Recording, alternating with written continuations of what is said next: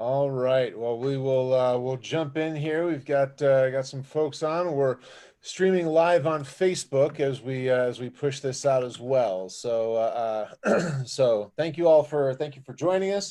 Good afternoon, and my name is Ian Campbell. I'm the CEO of Mission Suite, and I'm excited to be joined today by Dean Isaacs, who's the founder and CEO of Vantage Group. Now, before we jump in, I want to address a couple of housekeeping items. We will be taking questions throughout the session today, and we'll open up to Q&A here at the end. Excuse me. If you do have any questions, please use that Q&A feature in Zoom to make sure that we can address any of those questions as they come up. Now, Dean is a serial entrepreneur with over 20 years of hands-on business growth, sales, and marketing experience. He works with business-to-business companies across the U.S. that range from startups to the Fortune 500.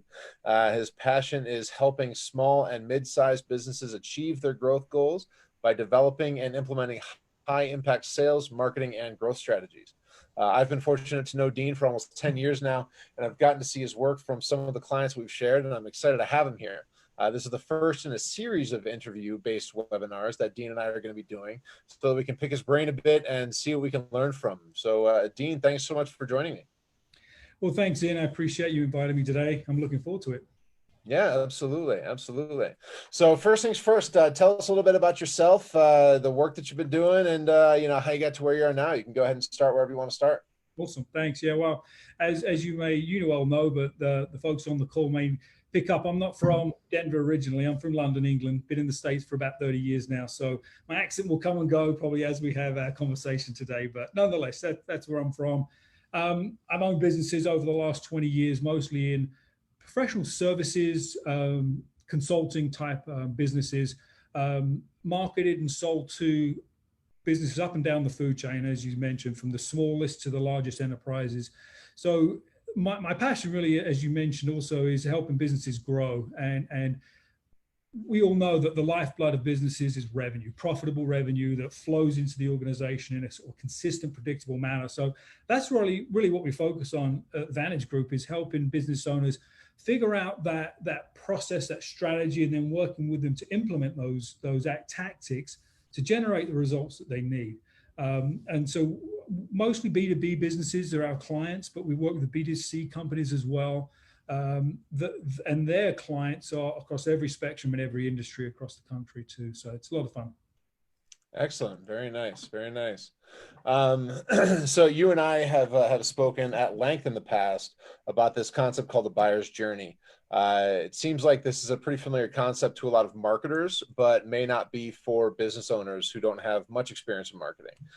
Can you tell us a little bit more about this concept of the buyer's journey? Yeah, so the buyer's journey, as you said, it's really something that mostly marketers think about. Sometimes sales professionals aren't thinking about it. And I find that very often small business owners really don't even know it exists, right? It's a different concept. The small business owner that's focused on just getting their business running, getting some cash in the door, managing employees, all of the things that business owners have to do.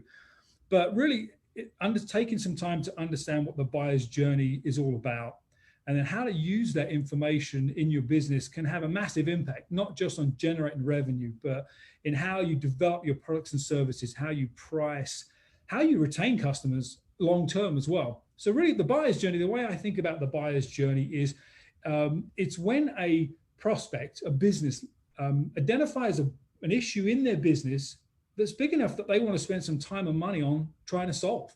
That's where the buyer's journey begins. It's not the seller's journey, right? It's not where we engage with that prospect. It's where they start thinking about buying stuff. So the buyer's journey begins there, and then it really goes through every phase of that process to the point where they make a decision to buy or not to buy, and then who they buy from. So it's once they identify the business problem they want to solve, how do they think about and categorize that problem, right? Is it something where they can go out and buy software for? Is it something where they need services? Is it something they can bring in-house? How do they sort of categorize and qualify what the business problem is? Next stage, typically in the buyer's journey, is how do they find that resource, right? Are they going to just Google, how do I such and such? Or do they ask their friendly CPA for a referral? Or where do they go find resources to help solve that problem? Typically, the next step in the buyer's journey is how do they start to evaluate solutions and providers or software, or whatever it might be. And then the third is the full step would be then how are they going to make a buying decision, right? What are they going to weigh up? Is price the driving factor? Is relationship, credibility, expertise in our industry? What do they look at to make buying decisions? And then finally, are they going to make a buying decision? Is this a go or a no-go? So there's lots of steps in the buyer's journey, but it's not about how we want to market and sell. It's about how they want to discover and buy. It's an empathetic approach to this marketing and sales stuff. So that's generally what the buyer's journey looks like. And as you can imagine, it's different for every business and every industry, every size of business as well. Mm-hmm. So if I'm hearing you right, so you're saying that the buyer's journey, I mean, when we're thinking about selling through the buyer's journey, rather, we're starting long before they even realize that necessarily realize that they need our services, or Absolutely. that we might be the ones we might be the ones to do that. And I'm assuming most people kind of start kind of in halfway into that journey that you just described. So how do you, like, with the clients that you're working with, people like that, how do you get to kind of pull people back to where they actually first start thinking in their mind about how to go about that? Yeah, it's funny you say that, because there's two pieces to that. The one is Harvard Business Review did a study not too long ago, and they analyzed buyers of business services. And what they realized was that these buyers are about 60%, and actually it may be more like 70-75% now, of the way through their buying decision before they ever wanted to engage with a salesperson. Think about that. As a sales guy, I don't get to talk to somebody until they're 3/4 of the way through their process. That's kind of scary, right? That puts a lot of the emphasis and the power into the buyer, and we don't have as much influence as we did before.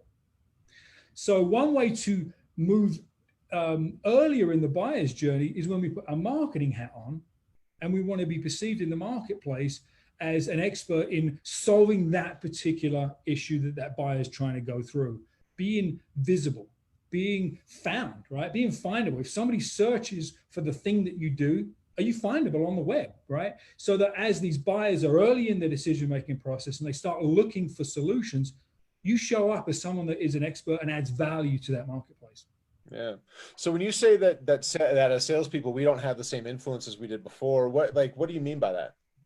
Well, salespeople tend to be sort of show up and throw up, right? We get in front of that desired buyer. We think they're ready to buy our stuff, and we just show up and we talk about all of the features that we have, all of the cool stuff that we can do. And quite honestly, if you've done a good job with your marketing, the buyer already knows that stuff, because that's the stuff they're looking for before they want to engage with a salesperson. So the old bag of tricks that salespeople used to have, they don't have anymore. They've been disarmed. And so we'll talk about sales probably in another upcoming webinar, but the power now has shifted to this sort of early top of the funnel marketing engagement content, where we're describing the value. We're helping business owners think about solving these problems before they ever actually physically talk to one of our salespeople. Right. So Seth Godin is quoted as saying, and I'm probably going to butcher this, but something to the effect of content marketing is the only kind of marketing that there is left. Would you say that there's some accuracy to that? Yeah, for sure, right? Because if you're not providing content, what are you doing? Right. What information you're just pushing somebody into a place they don't want to be. And when we push back. Mm-hmm. So yeah, it has to be content. And there are so many variations of what content means, right? It could be as simple as emailing a PDF. It could be a landing page on your website. It could be a video. It could be this kind of thing, right? Webinars. So I think we have to sort of narrow the world of content and align that, the message that the content is portraying and the format and the channel you communicate it through to where the buyer is in their buyer's journey, right? If we can have content about other features of our software, but if it's too early in the buyer's journey, the buyer's not going to resonate with that. Mm-hmm, mm-hmm. Yeah, excellent. So now let's talk a little bit about this idea of the ideal client, right? Because from everything that you're telling me, it sounds like, the first thing that you've got to do in order to figure out what kind of content you're creating, pretty much do anything else, is that you've got to create that ideal client profile. Sure. And we titled this session, finding the bullseye, because it's a metaphor to which I think most people will probably be able to relate.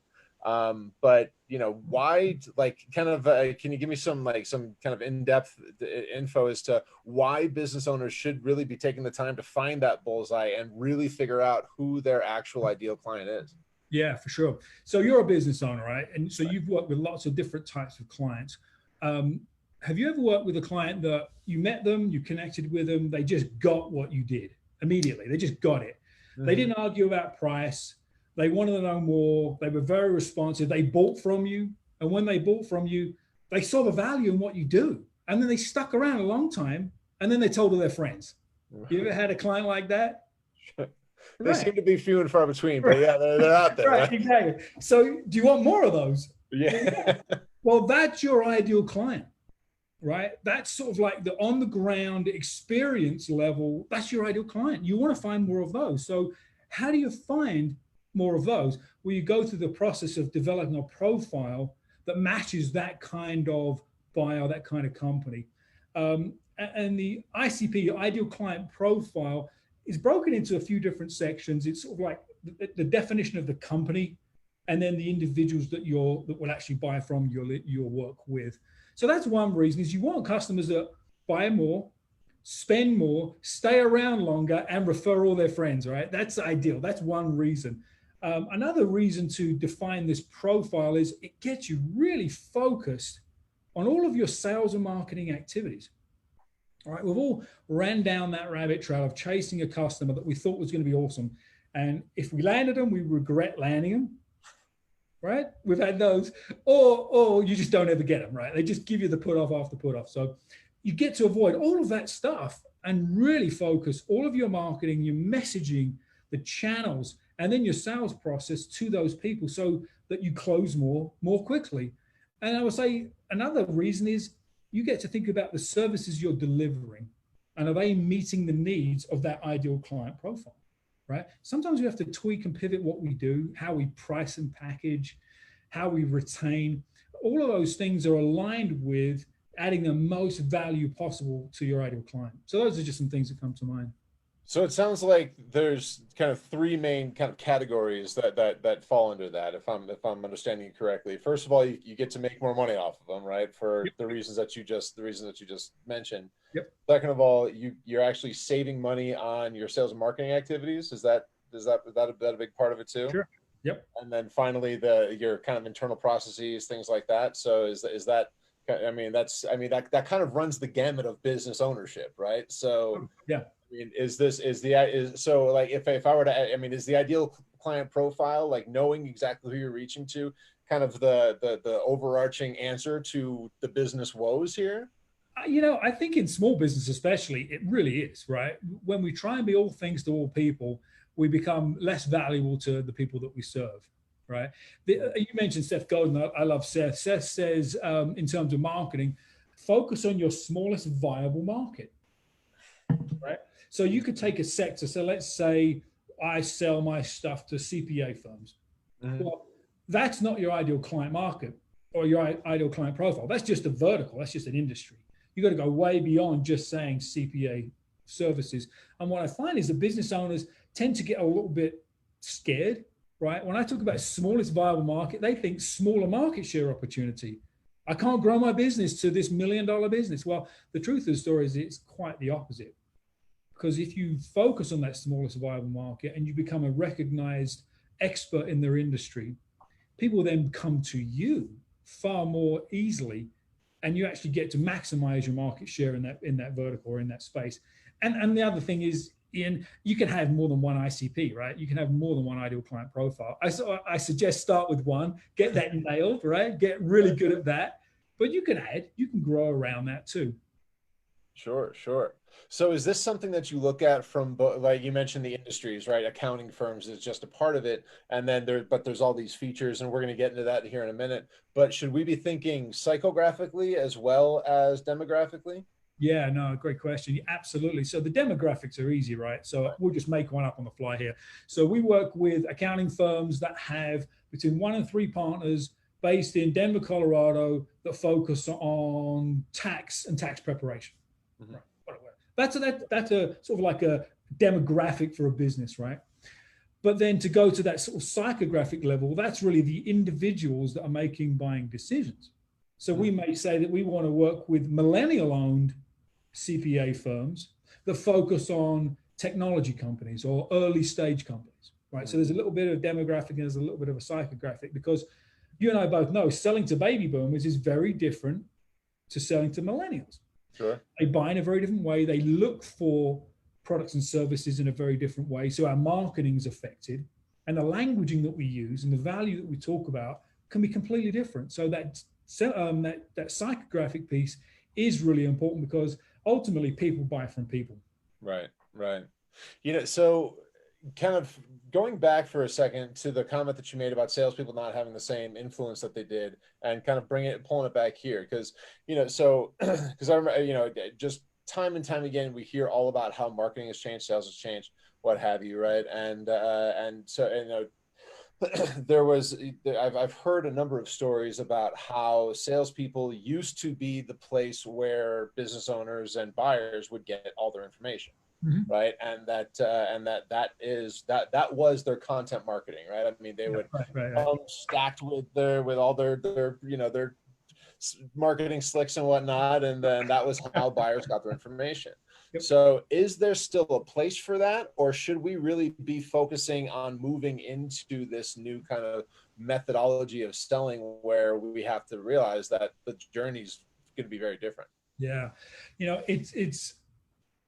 I think the latter, right? We have to really embrace the fact that how do people find and evaluate the stuff that they buy? Mm-hmm. Mm-hmm. They go to Google, they search stuff, right? What I find is one of the processes that I use when I work with my clients is I interview their clients, right? The people they work with. And I always ask the question, how did you find them? How did you find this company? And I typically get, especially in the small professional services space, I typically get two responses. Somebody referred me to them, or I Googled them. I searched for something and I happened to find them. So if we're not focusing on reputation and putting content out into the world that attracts our ideal client, then we're behind the curve, 100%. And I think the other thing is we have to think about sales and marketing as a combined effort versus two separate things. Marketing's lead gen, it throws it over the fence to sales, and sales goes sells. It doesn't work like that anymore.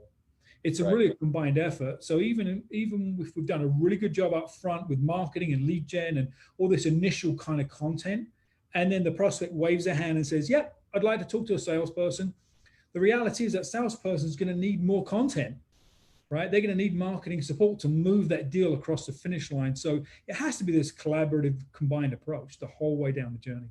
Yeah. So are we seeing an end to this epic struggle between sales and marketing, where they're where VPs of sales and marketing have to act like parents, keeping warning children apart? Yeah, I wish. I don't think so. I think organizations that are large enough to have like a chief revenue officer or a chief growth officer, there's somebody that is in charge of the whole revenue cycle, right? Marketing, sales, and customer success and retention. We find friction is coming, sort of like getting better there. Yeah. But in the smaller businesses, they don't have that, right? They have a business owner and somebody leading marketing, and somebody leading sales. Right. And so I think there's always going to be that friction. And that's why the executives, the owners, the business, the CEOs, and those types of individuals have to understand that we have to get these things aligned. Because as soon as you have two people doing two different things, there's going to be friction.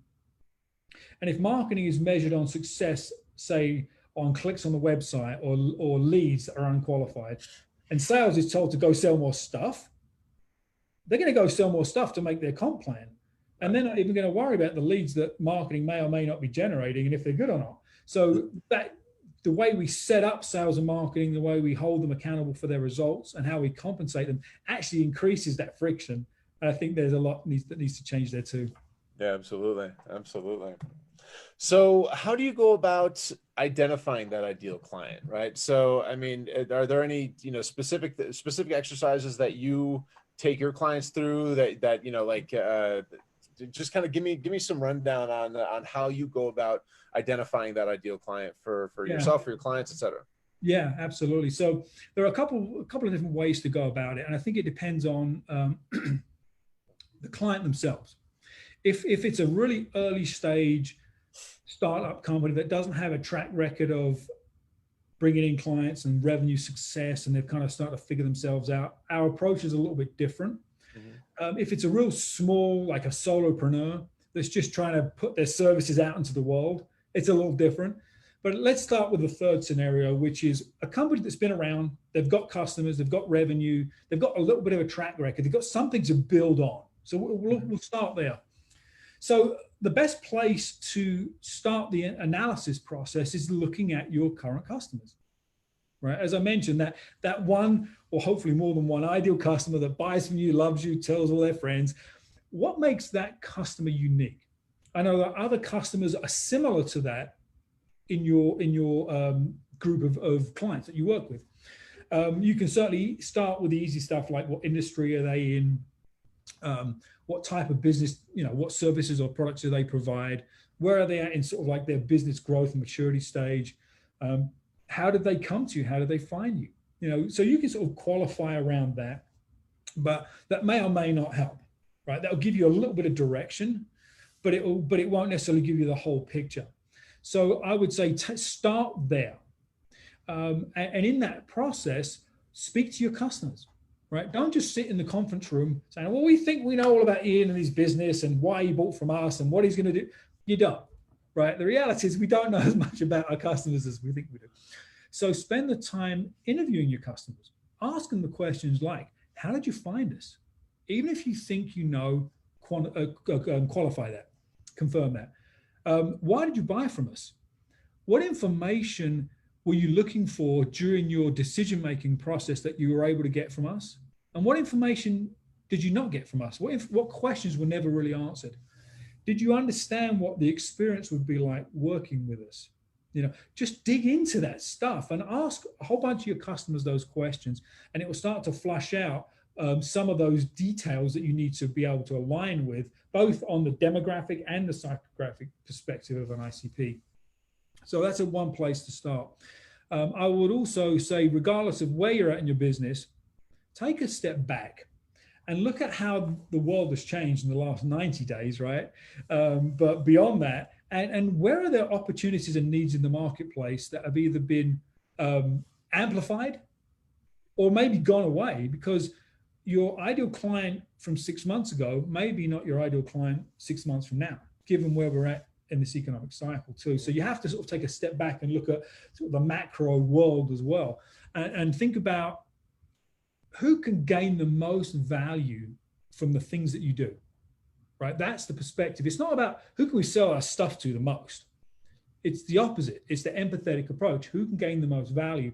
And again, start from top down. If it's industry or sector, start there. Think in terms of size or where they're at in their business cycle. Think about the people in the organization. Another layer could be, who do your clients work with, right? So we mentioned the CPA firm earlier. So CPA firms that work with tech startups, right? That's one step away from you, but it can make a huge difference in who you target around your ICP as well. So I think that's a good place to start. Okay, interesting. So, and I mean, to that point, thinking about who people are working with, it seems like that would be a good, again, kind of bridging that gap between sales and marketing. You can kind of CPA firms that work with tech startups. I mean, that seems like you could do some marketing inside of those organizations that focus on tech startups, because CPAs are probably going to be there too, right? You got it, right? Yeah, you're right. You're at the watering hole. Birds of a feather flock together, right? So you're right in that space. Right, yeah. Right. Very nice. So now, what about a brand new business? What about somebody that's just getting started? A solo entrepreneur, somebody who's just hanging their own shingle, maybe spinning up a new division of a company that company's been around for a while, but they're tasked with starting something brand new. What would you tell them? Like, what are some exercises that you take them through? Yeah, so that's really good. And this is a fun one because it really opens up the options, right? You don't have to think, well, we're already doing this thing. We kind of know. No, you can do whatever the heck you want, which is pretty cool. So I would say, a lot of the early stage companies, they think about mission statement and value statement and all of this purpose and all that stuff, which is great. But at the end of the day, the people that will potentially buy from you don't really care. Right. some do really care about buying from a mission-driven or a purpose-driven company. And that can be a part of your ideal client profile, right? It's targeting those types of individuals. But we've all been through the exercise of, developing our elevator pitch, right? You go to a networking event and you're ready to say who you are and what you do and how you do it. You're ready for that. Well, that doesn't necessarily talk about the value that you bring. So you're like, oh, I need to develop my value proposition, which talks about sort of like that transformation, the value that you bring. And then you realize, you know what makes me different? Well, I need to create my unique selling proposition, right? And then so you create that thing, which talks about what makes you different. And none of that necessarily makes a lot of sense to the people you're talking to, because it's very fragmented. So I ran across another approach by a guy named Mel Abrams, and you can just Google Mel, and the process that he put together is a thing called the value articulator statement. So it sounds kind of complex, but the reality is it combines elevator pitch, value prop, and unique selling proposition in a way that helps you really refine what do I do? Who do I do it for? What are the results that they can expect? And what makes me different? And if you put all those together, all of a sudden you've got the framework for your ICP, your ideal client profile, and the foundation for your messaging, which is really the next piece of the process. So we break it down into 5 steps. The first is a kind of an I help statement. So who do you work with? Who do you help? Who do you support? And of course, all of these need to be very specific. So we'll continue down the CPA path because we use that as an example, if that's cool. So I help early stage CPA firms that work with tech startups, right? So that's very specific. And then what do you do? So I help them with, we'll just make something up here. I help them with developing their marketing and sales strategy to attract the most profitable clients possible, right? So that's what I do. And then the next step is the so that statement, so that they can grow their business and drive profitability to the bottom line. Just making stuff up here. So those are the 3 steps. I help, what do we do so that they can benefit? And then the last 2 pieces are the differentiation. So unlike other marketing agencies, we work with both sales and marketing strategy and implementation to ensure results, right? So that's the next step. And then the final piece is the differentiation. And we do this differently because, or how, we do this face-to-face, live with our clients, and it's not a saran wrap cookie cutter approach. So those 5 steps, the I help, who you work with, the what do you do, what they'll expect, the differentiation unlike others, and then finally, how do you deliver differently? So that sounds very complicated, but it's actually just 5 simple statements that will really help you focus on who you want to work with, what you do, what you deliver, the value you deliver, and the results that they can expect. So if you just Google value articulator statement, you can find the template online. I'm happy to send it out to anybody that's interested. But going through that exercise really helps us focus in on the ideal client and the value that we bring. It aligns those 2. Right. Very nice. Interesting. So that's the value articulator statement, you said, right? Okay, excellent. It's inarticulate, trying to way to say it, for me to say it anyway. Easy for me to say it, I guess is what I'm trying to say. Yeah, and it combines all those things. And I think for a startup, an early stage company, it puts all of these things that are floating around in an entrepreneur's head about how do we talk about what we do and what's the value we bring, all in alignment with the needs of your client, right? Because at the end of the day, that's what matters. It's not about what we think, it's about what they think. Right. So if you sort of go through that exercise of thinking through the who I help first, it sort of sets the framework for the rest of that statement. So it's an interesting point. So while you were talking, kind of, I had the idea that everything good has something, everything that we pursue has something that we avoid associated with it, right? So do you have like an anti-client profile too? Like, these are the people that I don't work with, that I will draw a line in the sand and say, no way no matter how much extra I charge them, they're not worth my time, kind of thing? Do you recommend that as well, or does it, is it really just focus on the ones that you want to be working with, and then just kind of forget the rest? It's a great question because I think it comes down to discipline, right? So you start with this focus, and we're going after these customers, and we know the value we bring, and we know how we're going to talk about it. And then this shiny object comes along. Somebody that says, I'll spend money on your stuff. Well, then you have to have the discipline to say, do they fit into our ideal client profile? And if they don't, what are the ramifications? And most startups are driving revenue, right? They're going to go chase the shiny object. They're going to go chase the cash. And so if you do have that sort of antithesis, we won't work with, and then at least put some guardrails around it, right? So for me, one of the things that's an absolute no-go, if they fit into every piece of my ICP, all of that stuff's perfect. If they're not fun people to work with, I don't want to work with them, right? And that's very sort of like subjective to me. But if we don't click, if we don't have some rapport, then I'm not interested. I'm just not. I actually had a prospect. They were actually a client I did a small project for, and they wanted to really expand scope. And during that process of working with their team and their management team, the way the CEO communicated with his management team and how that sort of put me in a weird situation, I realized, you know what? This is just not an individual I want to work with. He says all the right stuff. He's waving the check in front of me, but he's just not an individual I want to work with. I don't think I could really have the impact and have the derive the value that I would if we had that sort of like synergy. So I told him, I basically explained that to him and walked away from it, which really sucks. It hurts, right? Because you leave money on the table. But after my sort of like remorse of going through that process, reflecting back on a day or so later, I was like, you know what? As hard as that was the right decision for me and my business. Mm-hmm. So yeah, I do think you have to have those guardrails in place as well.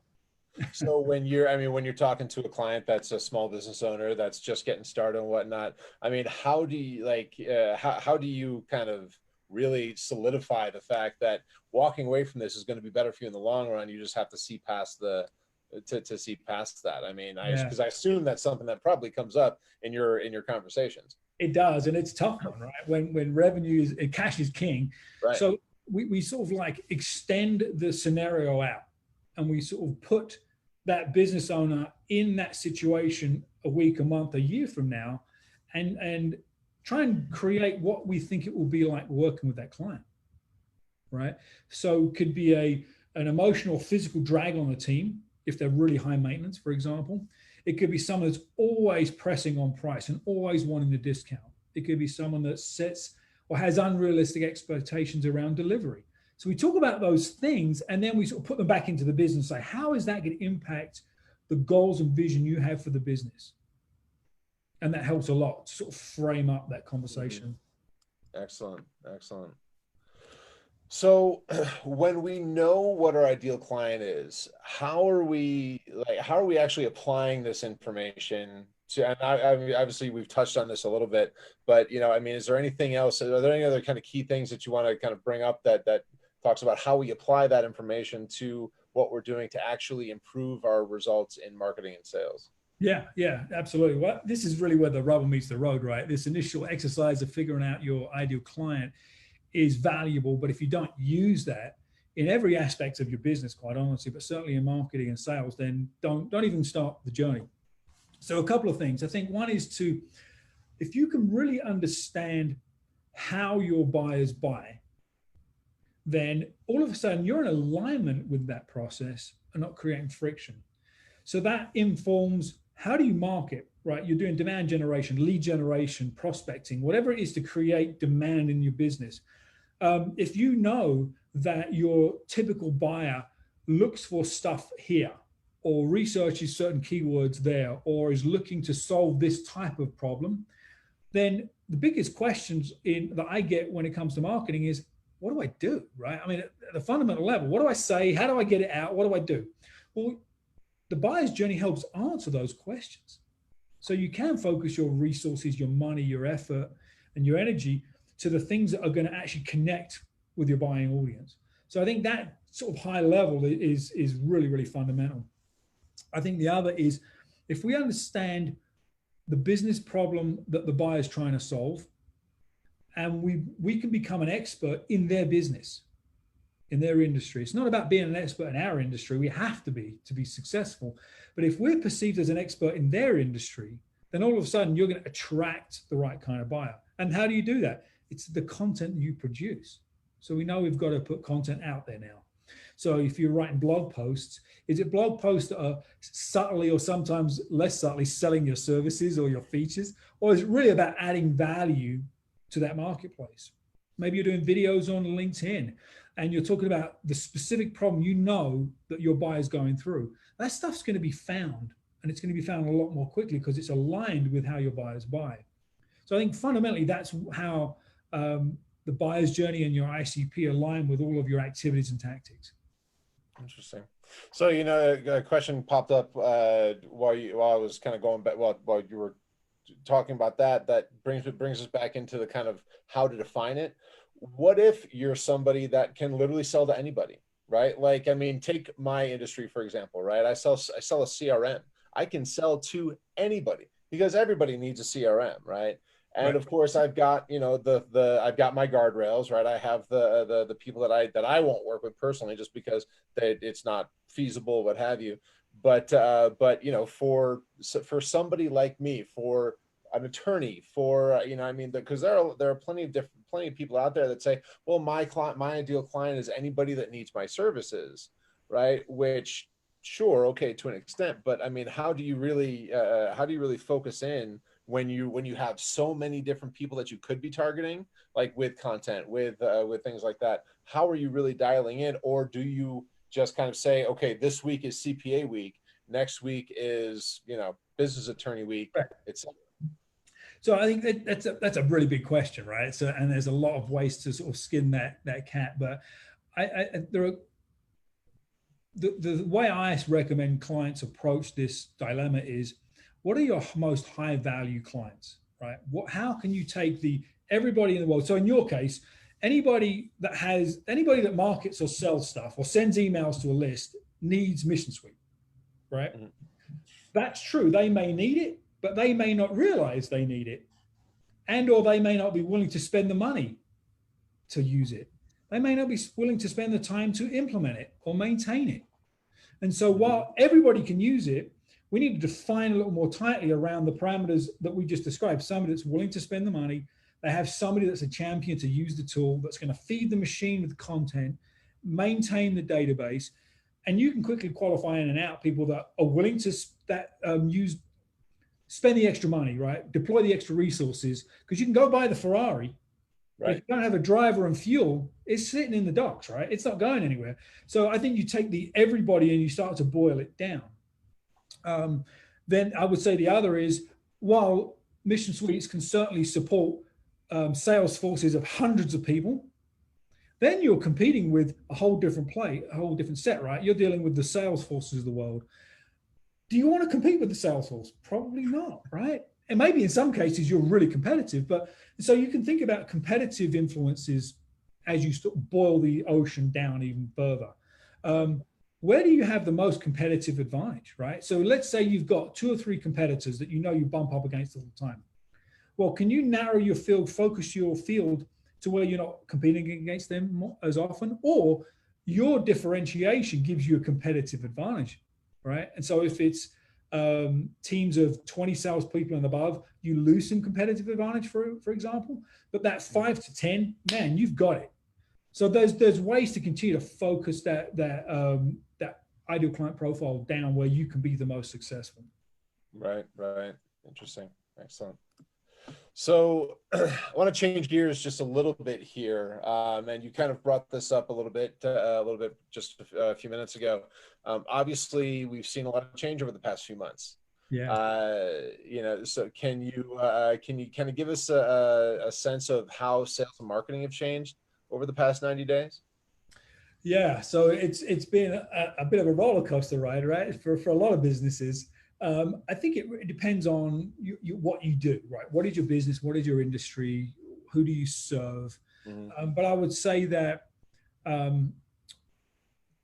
there are very few buyers of business services that are buying would like to have stuff right now, right? They're just not. Even if their business is growing and they've found new opportunity, they're focused on feeding that and not the would like to have. And of course, on the other side of it, if companies are struggling, then they don't have budget, right? All of that extra spending has been cut. So I think the sort of like free flowing cash that we saw really over the last 7, 8, 9+ years has changed really, really quickly. So that may mean that your potential market has shrunk. So I think that's a big one. I was listening to a webcast earlier from a company called Forrester. I know you're familiar. So they're a kind of business to business market research company. And they've looked at buyers and what's changed in the last 90 days. And they've categorized buyers, or prospects, if you will, into 3 categories. So you can have your ideal client profile and all the things we've talked about. But to take it one step further, they've broken it into thriving buyers, surviving buyers, and struggling buyers. And so if you think about that as well, this is another thing that's changed. So thriving buyers are people that are actively feeding that machine. They've seen opportunity, they've seen growth in the last 90 days, and they're wanting to go. So their foot's on the gas. They're buying very quickly. And so you should be able to get a sense of that pace when you start to engage with those folks. So they're looking for information very quickly. They're responding faster than you've ever seen before. They're making decisions and spending. So obviously, if you've got your ideal client profile and they're a thriving buyer, that's like the best of both worlds right now. And so the next one was the surviving buyer. So the surviving buyer is a business that obviously has survived. They're sort of ticking along. They've maybe shrunk their spend, but they'll still engage with marketers and sellers, but they'll do it at a much slower pace. And so you need to sort of figure out, all right, is there a higher level need that they're trying to fulfill within their organization that our stuff supports? If there is, then they're probably a qualified prospect, but just know that they're going to move slowly. The alternative is they're just kind of kicking tires right now, and they're sort of thinking about 6, 8, 9 months down the road. So that surviving buyer is still a prospect. They're just going to close more slowly. You're going to probably have to nurture them longer with your marketing. Right. And then the final is the struggling buyers that are just budget's been cut. They're not doing anything. They're just trying to keep their head above. Right. Right. Interesting. So how does a shrinking market like that impact that ideal client profile, or does it? Yeah. So I think it does a couple of things. It makes you get more disciplined, I think, is really what it is. Number one, to make sure that you do focus on the opportunities in the markets that are going to generate business, number one. But it also gives you an opportunity to maybe take a step back and look at other ideal client profiles that you hadn't considered before. Like we said earlier, you can have more than one. So you maybe look at a tangent vertical or a slightly different way you deliver your services, which opens up new opportunity. So I think it causes us to be more creative and not just do the same old thing over and over. Yeah. Interesting. Yeah. I mean, it's funny because, you and I got to know each other pretty in the middle of the Great Recession, right? Right. And, yeah, exactly. And so it's interesting because, I mean, that was, and I remember hearing conversations time and time again about that very thing what does this do for us? Because even in the recession, even in the middle of a recession, people are spending money, right? You just have to find the ones that are. Yeah, exactly. And what I sometimes find is that these business owners, especially if they've been around for a while, they'll just sort of almost put their head in the sand and say, we'll get through this. Right. And that's the opposite of what you need to be doing. You need to be opening up and looking at new opportunities, looking at partnerships. So that's the other thing. I think there are two things to think about also. What's changed is strategic partnerships is something that can open doors more quickly than any direct marketing can. And so there are opportunities to create these new relationships with synergistic suppliers, vendors, service providers. That's something I think is often overlooked. Sometimes they sort of come to us by accident. But I think about sort of selling through and with when it comes to strategic partners. Selling through is really like referral partners, right? You and I talk a lot about referral partners. Who's going to help refer you into their customers? You always need to have that at the forefront of your mind especially when you've got a shrinking market, because those people have customers that possibly may want to buy your stuff. Then the other is sell with. So sell through and then sell with. Sell with is a synergistic partner where you can perhaps bundle or align your services, and then it becomes 1 + 1 is 3 to the buyer. And you create an opportunity to sell to a larger marketplace or take on bigger projects than you otherwise could before. So there are lots of ways to sort of adapt and take advantage of this changing marketplace. Yeah, interesting. So you're obviously talking to a lot of small businesses right now. What are some of the most common marketing mistakes that you're seeing business owners make right now that, the rest of us can avoid? Yeah, yeah, right. We want to avoid those. So I think, first of all, it's really not understanding your market, right? It goes right back to your ideal client profile and just sort of throwing stuff up against the wall and seeing what sticks. And that sort of trial and error approach, if you've got enough time and enough money and enough runway, okay, it's an expensive way to do it, but so that's a big mistake. Or we did one webinar, right, and it didn't work. Well, you try one of anything and usually it's not going to work. So having a plan, I think, is a big piece of that, right? So knowing that we've got to do this thing X number of times over X amount of time, over X period of time, and we know we may need to tweak our messaging and change our approach to really figure out what does work versus saying, well, that thing we tried, we did an email blast and nobody opened it. So that's a big mistake, is just trying stuff, right? Chasing the shiny object. Well, we've got to be on Pinterest, but you're a CPA firm. Well, Pinterest is a big thing. Right. Right. Well, yeah. Okay, maybe. So that kind of approach, just ad hoc trying stuff, is the biggest mistake. So obviously having a plan, right?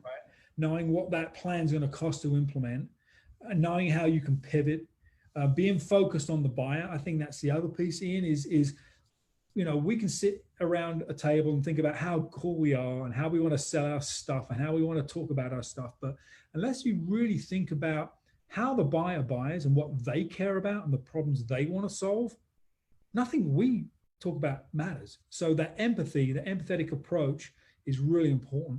And I think the other thing that really comes to mind right now during COVID and all the personal challenges that people are going through is, while the company that you're targeting may be doing well, the individual you're marketing or selling to may not be. They may be struggling. Health, family, maybe the company got downsized and now this person's doing 4 people's work.